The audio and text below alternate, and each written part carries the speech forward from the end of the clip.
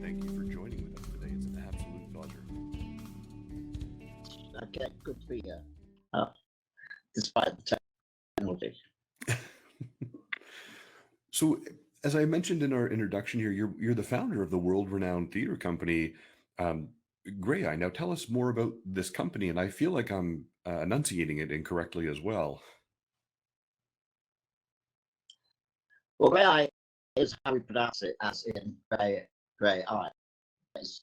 But it's not how it's spelled. It's Graeae. There's quite a dispute as to how it should be pronounced because it's a Greek origin. It's from Greek myth. The grey eye were three sisters who had one eye and one tooth between them, and they were related to the Gorgons. And Perseus, who wanted to kill the Gorgons, particularly Medusa, didn't know how to or where they were, but he found out that they had, I think they were cousins or sisters, who would give him the information, and they were the grey eye.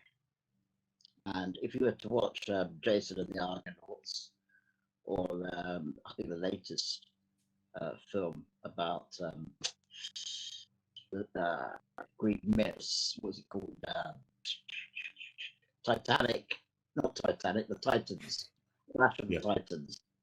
You will find, I think, the grey eye referenced in there. So that was the name that we gave our theatre company. We created the theatre company initially in 1979. And when I say we, I'm talking about me and Richard Tomlinson, who's a friend of mine. He was also originally back in the early 70s, a lecturer at a college I was attending as a student. And he was keen on, it was a disabled college, Hereward, and he was keen on amateur dramatics. Mm-hmm. And so he set up an amateur acting group for us to do in the evenings. And one of the things about him was that he was convinced that disabled people had great stories to tell, which non-disabled people would find interesting, maybe even funny, as many of our encounters and experiences are quite humorous.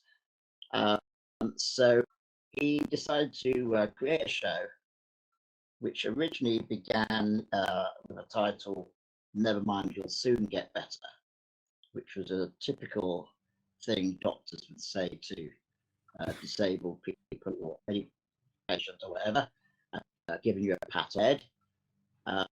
Another one could have been God moves in mysterious ways. If you were to ask a vicar, why am I disabled? Right. Why have I had this fortune?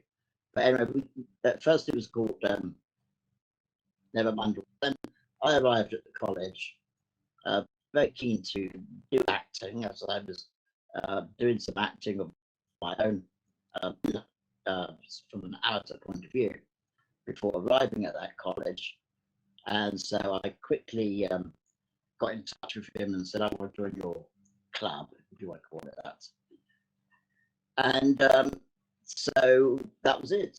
I felt I was too late to be cast in the show, Never Mind, You'll Soon Get Better. But soon after that, they decided to do another show, which I called Ready Salted Crisps.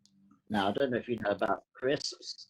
I don't know if it's the same in Canada, but in America, actually, crisps are called chips, something like that. Yes. And in Britain, they're called, those things are called crisps. And we also have, a flavour. The first flavour was really salted. So I came the idea of putting our show Ready Salted Crips, Crips being abbreviation for cripples. So that was the name of the show, and we put it on to the students. For the students, this was in like 1974, 73 to 70. Well, we were running things 73, 75. when both Richard and I left.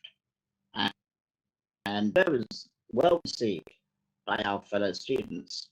We then took it out on tour in the local community and the local county, which is Warwickshire. And we were amazed at its popularity, how well it was received.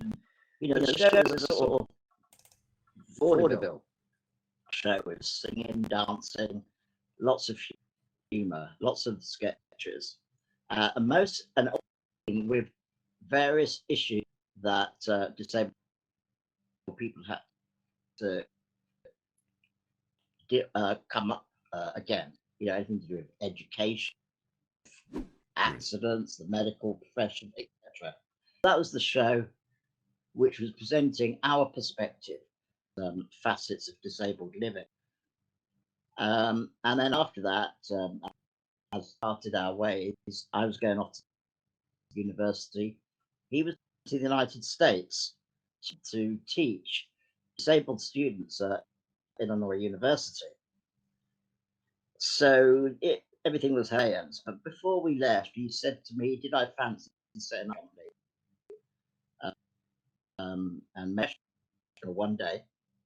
Right. And I said, "Well, I've got nothing else to do. Why not give it a go?" And Right. and then we didn't communicate much up until '79 when he got back from the States. I was about the university, and he said, "Well, how about it then? Shall we set this company up?" And I said, "Well, yeah, I'm doing some administration, etc., etc. But my main reason for the company would be to give me the opportunity to act. I want to be an actor." And the thing is, you know, disabled people back in the 60s and 70s and early part of the 80s in Britain had no opportunity to become actors.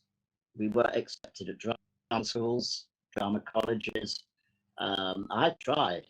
When I was 16, I wrote to about 16 different dramas in Britain, and everyone said, "Get lost," basically, or set up your own little acting group and so on.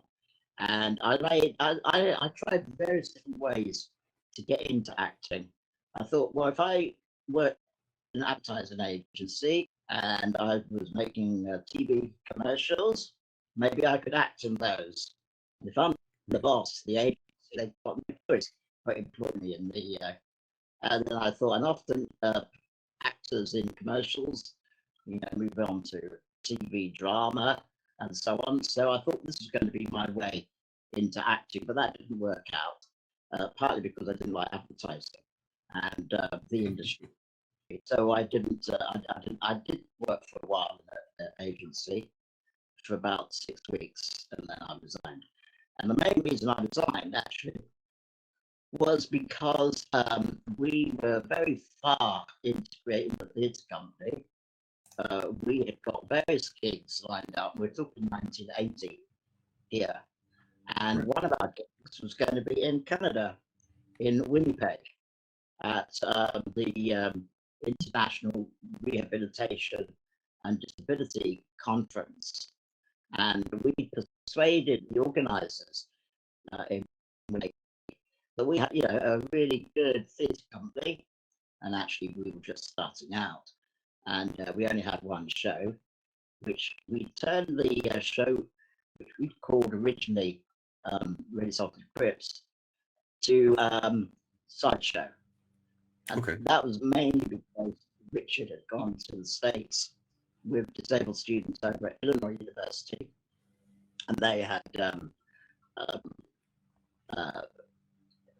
improved on the show that we created, and they called it sideshow. So that was what we came back with. And we had, again in 1980, before we came to Canada, we were in the States at Illinois University for about 2-3 weeks, performing sometimes we're doing 2 shows a day at different venues, or even 3 shows in different venues a day. And it was a real trial by fire. I've never worked so hard before. I don't think I've ever worked that hard since either. We're doing like 23 shows in 27 days. And so we were pretty popular in the States. Right. See, TV companies, radio companies, theatres, they weren't interested in the slightest. We're just a bunch of crips, with delusions of grandeur or whatever. So we could get the press interested. It's funny how if something comes from America, suddenly everybody wants it in Britain. And so we in the States, and as a consequence, we now had our credentials because we had been approved by the Americans, and so suddenly everybody wanted us in Britain when we got back, and we went on tour. So I might have given you a very long, more than you want in the answer. That was wonderful. We're going to take a quick break and we'll be right back. Okay.